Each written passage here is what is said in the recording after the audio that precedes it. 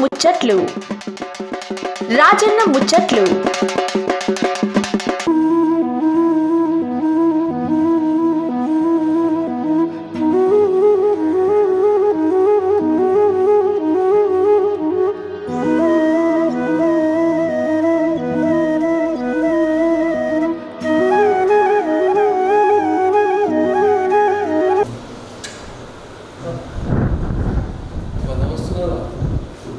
सरपंच मेळून मिळा सरपंच गेले कनिపిస్తున్నారు ప్రభుత్వం దగ్గర మంచిగా తామిల్కుమా తెల్లగా నాకేమో చేతుకున్నది ప్యాడ్ కూడా జాతరలో ఎక్కించు ఇది బాగున్నది సర్పంచ్ గారు తీసుకోపోవాలి ఆ పిల్లలకి ఇంటికాడ పెడితే తమాష మూసిపోతారు. ఆఫీస్ ఇది ఏమంటారు గ్రామ పంచాయతీ అని అంటున్నది. గ్రామ పంచాయతీ ఆఫీస్ లాగా లేదు, పర్సనల్ ఆఫీస్ లాగా ఉన్నది. ఏం రాదన్నా ఇక మురిసిపోతున్నావు ఎక్కడ పోతున్నావు అనుకుంటారుగా. ఇంకిపోతూ మన శ్రీశైలం అయ్యే ఇక అట్లనే గుడికి పోయి దర్శనం చేసుకొని వస్తే దగ్గర అనుకుంటారుగా. దగ్గర చేసి చిన్నప్పటి దగ్గర అనుకోండి. ఎందుకంటే కందుకూరు అన్నమాట గ్రామం, మండల కొట్టు చాలా పెద్దది. మన శ్రీశైలం అయ్యే ఉంటుంది. అటు చూసు ఇటు చూడు, కుడికి చూడు ఎనమకు చూడు, మొత్తం ఇలా పెద్ద పెద్ద బంగాలు ఉంటాయి. ఈ అన్న పేరు వచ్చేసేమో సరికొండ పాండు. దాదాపు చాలా రోజులు యాక్టింగ్ చేస్తున్నా అన్న. ఇక పాండన్న అంటే నేను ఉన్నాను అంటాడు. ప్రతి ఒక్కరిని మంచోళ్ళని షెడ్డోళ్ళని ఇప్పటిదాకా బయట ఒక పెద్ద మనిషితో మాట్లాడినాము. ఎట్లా చెప్పాడు ఇక ఉన్నోళ్ళు నేను అందరూ చూస్తాడు. ఇక ఈ ఆపత్తికి వచ్చినా ఏ ఆపత్తికి వచ్చినా జేబులో చేయబెట్టుడే కానీ ఉట్టి పంపించలేదు ఎదుటోళ్ళని. ఇక అంత మంచి పేరు అన్నది, అంత మంచి మేజర్ గెలిచింది. మరి ఇక అన్నీ అడిగి తెలుసుకున్నాము. అన్న కూడా సినిమాలకు ఎర్రగోగా తమాషినాడు. పిల్లలు సినిమా పన్నది కెమెరా. నమస్తే. నమస్తే రాదన్నా, బాగున్నావా సార్? మీ అంగి కడుక్కున్నా ముట్టుకున్నావా సార్? గంజలు వేసి అంటున్నావు అవి మెత్తకున్నది ఇప్పిస్తాను కలర్ బాగుంది సర్పంచ్ మీది. ఈ పొద్దు మీ ఊరికి వచ్చిన నాకు అన్ను తిరిగి పడ్డది. నాకు ఇస్తాను తీసుకోండి. ఇక మంచిగున్నది. ఆఫీస్ కూడా బాగా కట్టించాం. మీరు వచ్చాక సెట్ అయిందా? మేము వచ్చాక సెట్ చేసాం. ఇదంతా ఫర్నిచర్ అంతా మేము వచ్చాను. ఈ కబోర్డు కుర్చీలు బందోబస్తు వచ్చిన తర్వాత అంతా మీ అదృలో అయింది. ఇట్లా ఉండాలి అని ఆఫీస్ అనిపిస్తుంది. అది గ్రామ పంచాయతీ ఆఫీస్ ఉండాలి, హెడ్ కోర్టు డివిజన్ అనిపిస్తుంది. ఆఫీస్ చూసిన అర్థమైంది నాకు. ఇక మీరు బయట పంచాయతీ గారు సమస్య పథకం కృషి చేశారు. గ్రామంలో ఎట్లుంటాయి పంచాయతీ ఏదో ఒకటి ఉంటుంది. మరి ఇప్పుడు మీ ఊరికి వచ్చిన సూర్యత మరి చేయను. రంగారెడ్డి జిల్లా కందుకూరు మండలం, గ్రామం కందుకూరు. 2025లో సర్పంచ్ ఎలక్షన్ జరిగినటువంటి ఎలక్షన్లో 3 అభ్యర్థులను పోటీ చేసినాం. BJP, BRS, Congress. దాంట్లో కాంగ్రెస్ పార్టీని నా పేరు సరికొండ పాండు. గ్రామస్తులు నన్ను అత్యధిక మెజార్టీతో గెలిపించినారు. ప్రజలకు నమస్కారాలు. నా పేరు సరికొండ పాండు, ఇదే కందుకూరు గ్రామమే. అందులో అయితే పాండన మరి ఈ రాజకీయ ప్రస్తుతం ఎట్లా సులువైంది అంటే ఎన్నికటికి మన కుటుంబంలో చేసిన రాజకీయం మీరు వస్తున్నా? లేదు, 2007లోనే రాజకీయాలకు స్టార్ట్ అయినా. మా నాన్నగారు, మా అమ్మగారు మా రైతు బిడ్డలే.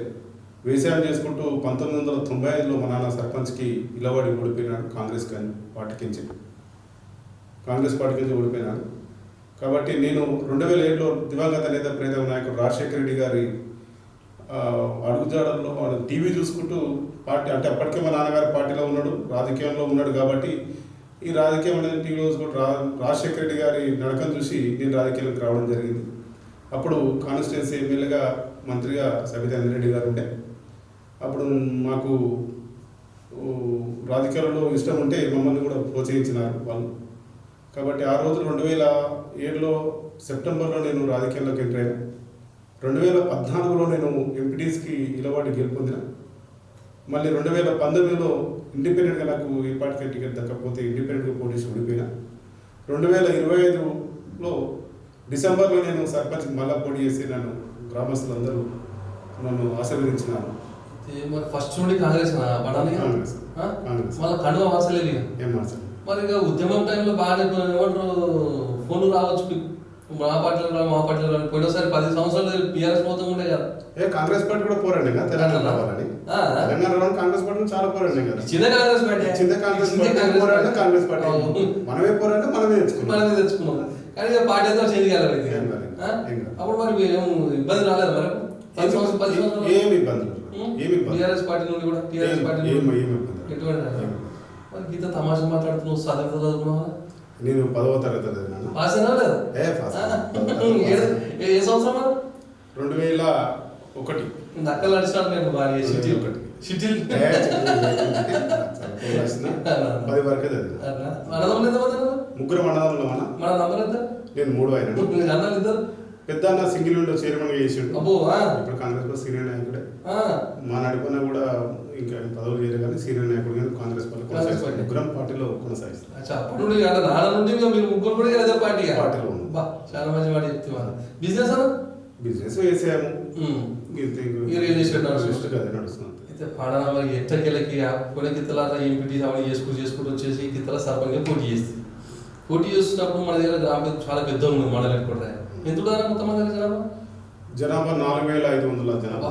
ఓటర్ తీసా? ఓటర్స్ 3500.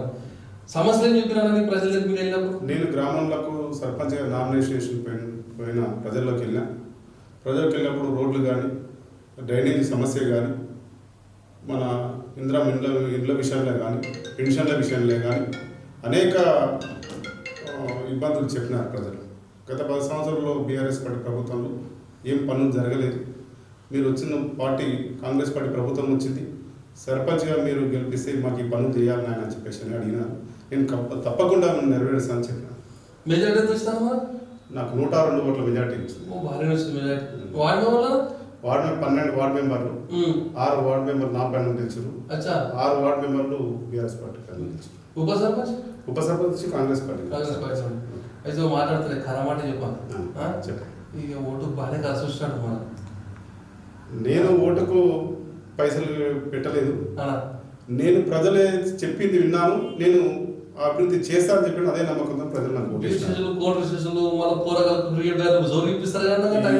ఏం జరగలేదు. కందుకూర లాంటిది ఏం జరగలేదు.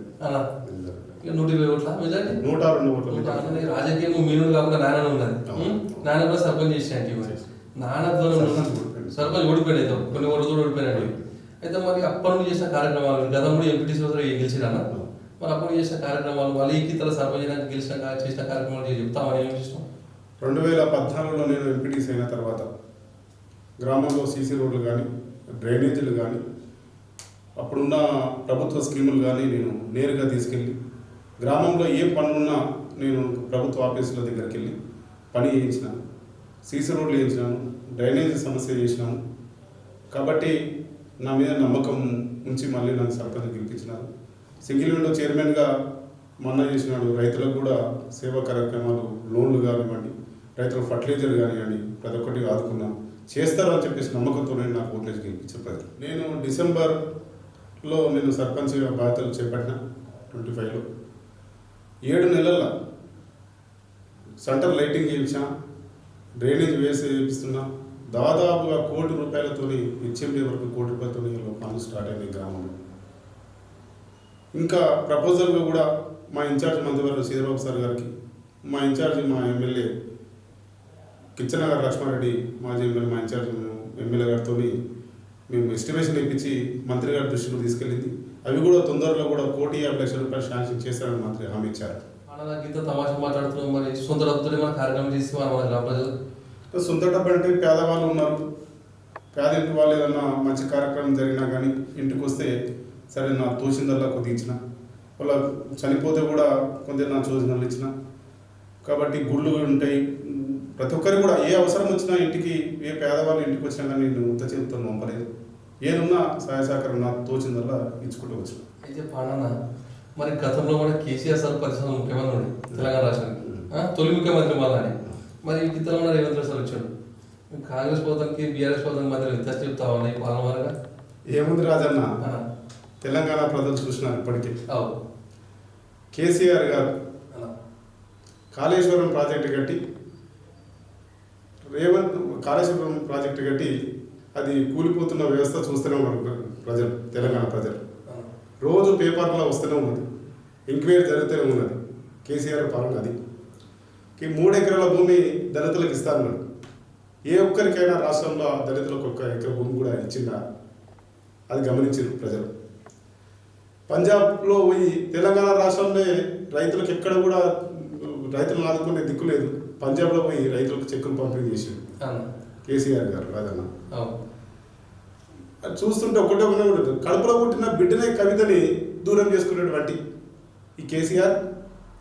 హరీష్ రావు కుంభకోణం చేసిండు కాళేశ్వరంలో డాడీ, దాన్ని మీరు అరికట్టకపోతే బాగుంటుంది, మనకు చెడ్డ పేరు అని చెప్తేనే ఈయన బయటకు పంపించారు. ఇన్ని కేసీఆర్ గారు ఇన్ని అవకతవకలు చేసిన కేసీఆర్ని ఇంకా ఒకటే కాదు, ఈ కేసీఆర్ చేసిన అరాచకాలు, కేటీఆర్ఏ కానీ కేసీఆర్ఏ కానీ హరీష్ రావు కానీ ఈ ముగ్గురు కలిసి రాష్ట్రాన్ని దోచుకు తిన్నారు. ఏదైతే మన ముఖ్యమంత్రి dynamic leader Revanth Reddy sir గారు వచ్చిన తర్వాత ఒకటే మాట చెప్పాడు, నేను వచ్చిన తర్వాత రైతు కుటుంబాన్ని ఆదుకుంటా అని చెప్పేశాను.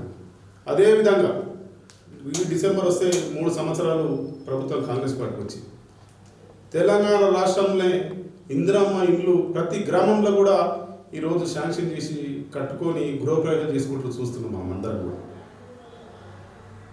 ఈరోజు ఫ్రీ బస్సు కూడా రాగానే ఫ్రీ బస్సు కూడా చేసినటువంటి ఘనత కూడా మన రేవంత్ రెడ్డి గారికి దక్కుతుంది. 200 యూనిట్ల కరెంటు వరకు కూడా ఫ్రీగా దాదాపుగా గ్రామాలలో 80% మంది ఈరోజు కరెంటు బిల్లు కడతలేరు. సన్న బియ్యం ఇస్తున్నటువంటి ఘనత కూడా రేవంత్ రెడ్డి గారికి దక్కుతుంది. అనేక పథకాలు, 1 కాదు 2 కాదు. తెల్ల రేషన్ కార్డులు 10 సంవత్సరాల్లో కేసీఆర్ గారు ఇయ్యలే. ముఖ్యమంత్రి మన కాంగ్రెస్ పార్టీ ముఖ్యమంత్రి రేవంత్ రెడ్డి సార్ రాగానే ప్రతి ఒక్కరికి కూడా రేషన్ కార్డు ఈరోజు అప్లై చేసుకుంటే 5 నుంచి 10 రోజులనే రేషన్ కార్డు వస్తున్నది. 1 కాదు 2 కాదు. ఇందిరా మిడ్లే కానీ, సన్న బియ్యమే కానీ, వైట్ రేషన్ కార్డులే కానీ, ఫ్రీ బస్సు కానీ, 200 యూనిట్ల కరెంటే కానీ, గ్రామాల్లో అభివృద్ధులు, దీనితో పాటు గ్రామాల్లో అభివృద్ధులు అన్నీ నువ్వు చేసిన పాపాన్ని మంత్యం పక్కన వేసి నువ్వు పెట్టిన కాళేశ్వరం ప్రాజెక్ట్ని మళ్ళీ నువ్వు దాన్ని చక్క చేయాలి. 1,000 కోట్ల లక్షల కోట్ల రూపాయలు దానికి ధనం దుర్వినియోగం చేసిన ప్రజల సొమ్ముని దాన్ని ఇట్లానే కాపాడాలని చెప్పి దానికి అభివృద్ధితో పాటు గ్రామంలో రాష్ట్రంలో సంక్షేమ పథకాలు కూడా అమలు చేసినటువంటి మన ముఖ్యమంత్రి రేవంత్ రెడ్డి సార్ గారిని ప్రతి ఒక్కరికి కూడా ఈరోజు 5,000 రూపాయలు ఇస్తే అది రైతు బీమా రైతు బంధు 6,000 రూపాయలు చేసినటువంటి ఘనత కూడా దున్నిన వాళ్ళకి దున్నిన వాళ్ళకి నేను ఎకరానికి 6,000 రూపాయలు ఇస్తాను చెప్పి అదే రకంగా కూడా ముఖ్యమంత్రి గారు రోజు 6,000 రూపాయలు ఇస్తూ ఉన్నారు. ఈరోజు 10 సంవత్సరాల్లో కూడా రేషన్ కార్డు ఇవ్వలేదు గత ప్రభుత్వం కేసీఆర్ గారు గవర్నమెంట్. వచ్చిన వెంటనే నిరంతర ప్రక్రియ 24 గంటల మీ సేవకు అప్లై చేసుకునే స్కీమ్ పెట్టినటువంటి మన రేషన్ కార్డు అప్లై చేసుకోవచ్చు అని చెప్పేసి అని మన ప్రభుత్వం రేవంత్ రెడ్డి సార్ ప్రభుత్వం పెట్టింది. దాదాపుగా డబల్ బెడ్రూమ్లు ఇస్తానని చెప్పేసి ఏ ఒక్కరు కూడా డబల్ బెడ్రూమ్ ఇవ్వలేదు.